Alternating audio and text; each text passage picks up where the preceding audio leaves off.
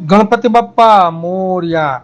આજે તારીખ 27/8/2025 ને ગણેશ ચતુર્થીના પાવનકારી પર્વના રોજ ગૌલોકવાસી ભરતભાઈ ખૂંટની પુણ્યતિથિ નિમિત્તે તેમના પુત્ર શુભમના સહયોગથી કરુણા સેવક ગૌસેવા ચેરિટેબલ ટ્રસ્ટના ગૌસેવકોએ સુરત કામરેજ ગામ નજીક આવેલા દેરોદ ગામમાં આવેલા વૃદ્ધ વિહાર સેવાધામ ટ્રસ્ટ સંચાલિત મા બાપનું ઘર વૃદ્ધાશ્રમના વડીલોને સવારનો ગરમા ગરમ ચા નાસ્તો કરાવ્યો।